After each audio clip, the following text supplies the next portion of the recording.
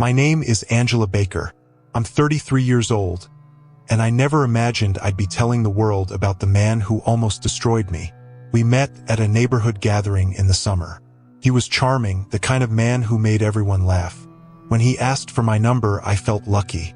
At first, dating him was like living in a dream: flowers, surprise visits, and constant texts telling me how much I meant to him. But that sweetness began to curdle slowly. Little comments about my clothes, telling me a dress was too revealing, or my lipstick was too much. I brushed it off as care. Then came the controlling, questioning where I was, why I didn't answer the phone in 2 rings, why I was talking to a male coworker. He would apologize later, saying he just worried about me. I wanted to believe him. 6 months in, his temper showed. The first time he hit me, it was during an argument about a missed phone call. I remember the shock more than the pain. He cried afterward, swore it would never happen again, and I forgave him. That was my mistake. Over the next year, the abuse became part of my life. Shouting, shoving, being grabbed so hard my skin turned purple. I started hiding bruises with long sleeves even in the summer. I isolated myself from friends and family because I didn't want them to know. I was ashamed. Then came the night that changed everything. We argued over something small. I can't even remember what. But suddenly he snapped. His face twisted in a way I'd never seen before. He slammed me against the wall so hard my vision blurred. I felt his hands around my neck, and for a moment, I thought that was it. I was gonna die in my own living room. Somehow I broke free. I grabbed my phone and ran barefoot into the street. I dialed 911, sobbing, shaking, barely able to get the words out. Within minutes, police arrived. They found me hiding behind a neighbor's car. He was still inside my house, pacing like a caged animal. When they arrested him, I remember the officer looking at me and saying, "You're safe now." But safety isn't something you get back instantly. I had nightmares for months. Loud voices made me flinch. In court, I had to sit just feet away from him while telling strangers how the man I once loved had tried to kill me. He didn't look ashamed. He just stared at me cold. But when the judge sentenced him to 12 years in prison, I finally felt a weight lift. I won't lie, healing has been hard. I've had to rebuild my confidence from the ground up. Therapy helped me understand that none of this was my fault. The shame belongs to him, not me. Today, I'm sharing this because I know someone listening might be where I once was. Making excuses for someone who hurts you, believing it's love. It's not love. Love doesn't make you afraid to go home. Love doesn't make you shrink yourself to avoid a fight. If you're in that situation, please don't wait for it to get worse. Call a friend. Call a hotline. Call the police. I promise you there is life after abuse, and it's worth living. My name is Angela Baker, and I survived.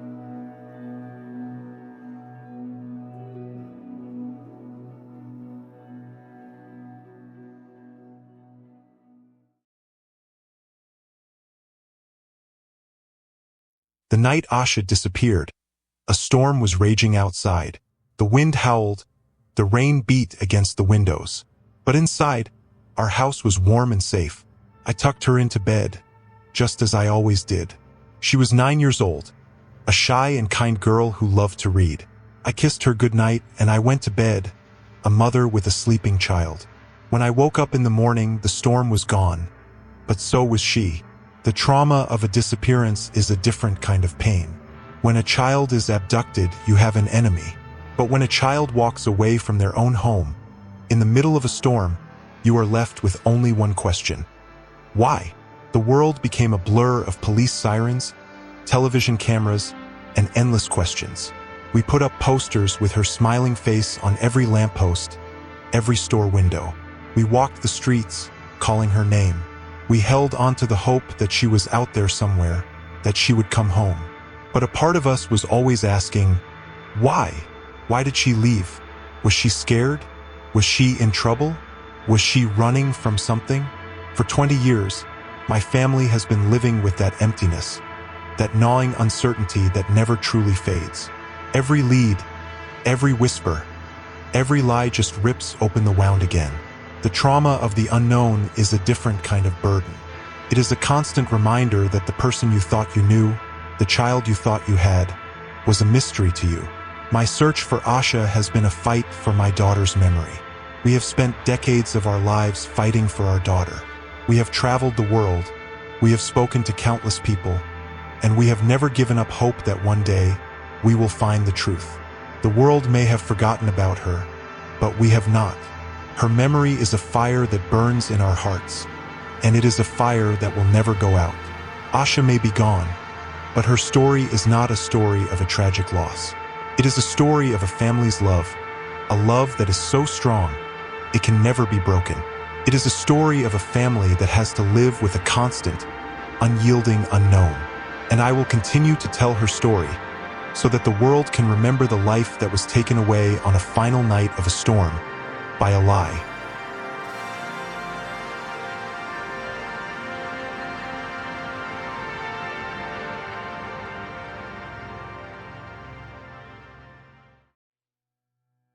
I used to love my home.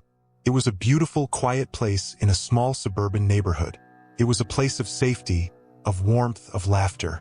I remember walking through the front door after a long day at work, and the feeling of absolute peace that would wash over me. My husband, Walt, was my best friend, and our children were my entire world. Our house was not just a building. It was our sanctuary, the one place on earth where we were completely safe. I had no idea that a stranger would turn our sanctuary into a prison. It started innocently enough. A plumber showed up at our house one day, a little confused, saying he was there to fix a leaky pipe. We told him he had the wrong house and he left. The next day, an electrician came, then a locksmith. We were just annoyed, laughing it off as a clerical error. But it didn't stop. It began to escalate, a slow and terrifying invasion of our private life. Dozens of people a day would show up at our door. Pizza delivery drivers, tow trucks, locksmiths, even criminals with outstanding warrants, all claiming they were called by someone who lived in our home. The initial confusion turned into a constant state of fear. Every time the doorbell rang, my heart would leap into my throat. My children became terrified. They would run and hide behind me every time a strange car pulled into the driveway. We had to put a sign on our front door that said, "We have not called for any services. We are victims of a scam." But it didn't help. The stalker was using a computer program to spoof our phone numbers, making us completely vulnerable. We were an open target and everyone knew it. The psychological warfare was the worst part. This wasn't a stranger who was hiding in the bushes. This was a monster who was using technology to completely dismantle our lives from the inside out. He knew when my kids were at school. He knew what my husband's work schedule was. He used our stolen information to send us an endless stream of torment. We were living in a constant state of hypervigilance, unable to relax, unable to sleep. We had to turn our phones off, but that only made it worse. We were isolated, trapped, and completely alone. The world outside our front door had become a terrifying and unpredictable threat. My house, my sanctuary, became my prison. We had to lock all the doors and windows, and we would only go outside when it was absolutely necessary. I couldn't let my children play in the front yard. I couldn't go for a walk in my own neighborhood. The one place on earth where I was supposed to be safe had been completely compromised. The fear was a living, breathing thing that followed me from room to room, from morning to night. The police were involved, but they were almost as helpless as we were. The technology the stalker was using was sophisticated and untraceable. We were just a family, a normal family, and we were fighting a monster we couldn't see. We finally had to put a large sign on our lawn, a desperate plea to the world, telling them that we were being terrorized. It was a public acknowledgement of our pain, a public admission that our privacy was gone. The stalking eventually stopped, but the trauma remained. The physical torment was gone, but the mental prison he created still lives inside of me. I still get a jolt of fear every time the doorbell rings. I still look over my shoulder when I'm in my own neighborhood. I am still a mother who is afraid for her children, a woman who is still rebuilding her sense of safety. But even in the darkness, there is a glimmer of light. My family survived.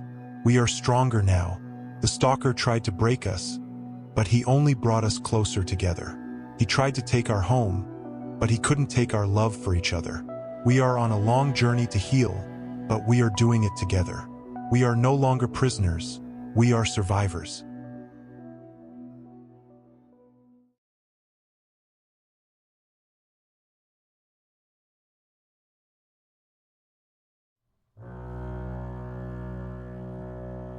My grandfather was a quiet man, a farmer with hands calloused from a lifetime of hard work. He had a deep respect for authority, especially men in white coats.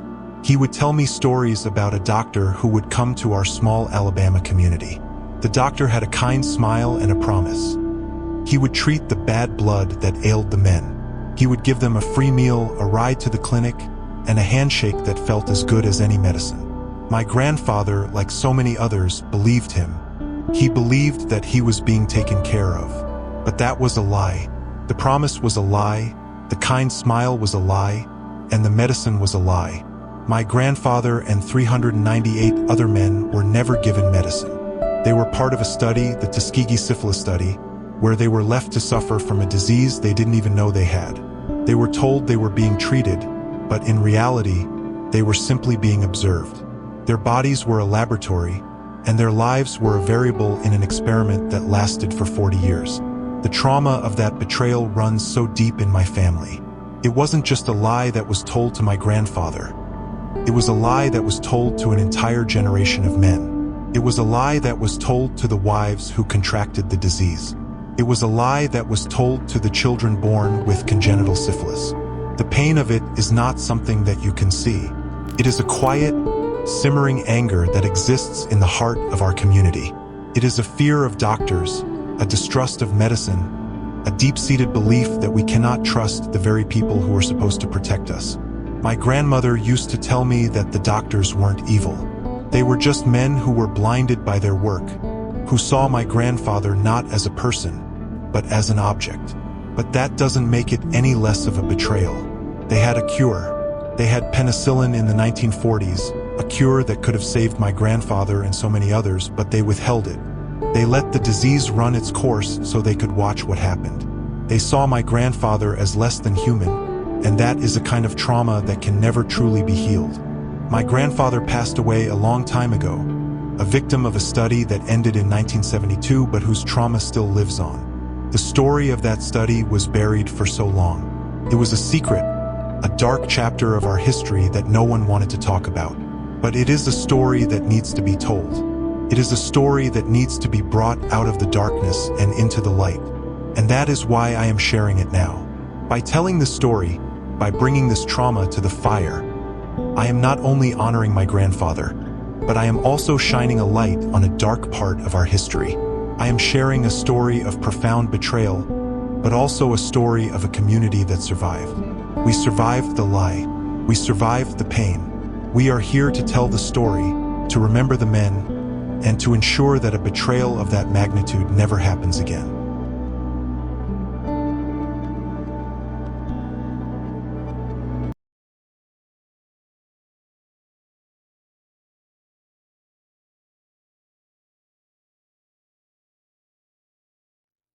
The summer of 1977 was supposed to be about freedom. I was a young woman, just 20 years old, with my whole life ahead of me. I was on my way to visit a friend, and like so many people back then, I decided to hitchhike. The car that picked me up was a blue van, driven by a man and a woman who seemed perfectly normal. Cameron and Janice Hooker. They were smiling. They were kind. They were a couple, and I felt safe. I had no idea that in that moment, my freedom, my life, and my sense of self were about to be stolen. The psychological torture began immediately. He didn't just confine me. He completely and methodically broke me down. He used a document, a slavery contract, that I was forced to sign, a contract that said he owned me. He told me that I was part of a secret organization called The Company, and that if I ever tried to escape, they would find me and my family and kill us. My abductor was a master manipulator. He isolated me from the world and replaced reality with his own twisted version of it. But the worst part was the box. For 7 years, My world was a small, wooden coffin-like box that was stored under their bed. I would be put in that box for up to 23 hours a day, sometimes with only a few minutes to eat or use the bathroom. In that darkness, in that suffocating, silent prison, my mind was my only refuge. I would close my eyes and I would try to remember. I would try to remember the faces of my family, the sound of my mother's voice, the feeling of the sun on my skin. I would replay old memories in my mind, and in that small box, I would find a small space of my own where he couldn't touch me. He would sometimes let me out. He would take me with them, telling me I was a slave. He even let me see my family once, but I was so terrified of the company and what they would do if I tried to escape that I couldn't speak. I looked at my mother and I saw the immense pain in her eyes, and the shame I felt was almost as heavy as the weight of the box. He had taken my voice, my freedom, and my ability to connect with the people I loved. The escape, when it finally came, was a miracle. Janice Hooker, his wife, finally found the courage to help me. After 7 years, she helped me get to a bus station and escape. I was free, but the world I stepped back into was completely alien to me. I was 27 years old, but I was still a child. I had to learn how to live again. I had to learn to trust again. The physical scars faded, but the psychological ones were deep. I was a ghost in my own life, a woman who had to figure out who she was all over again. The journey of a survivor is not a single moment of triumph. It is a long, difficult road of rebuilding. I had to learn that the things he said to me were not true. I had to learn that I was not a slave. I had to learn that I was not a bad person. I had to learn that I was worthy of love and happiness. My story is not just a story of trauma. It is a story of a survivor. I was the girl in the box, but that is not who I am. I am a woman who found her voice again. I am a woman who found her strength again. I am a woman who is finally, truly free.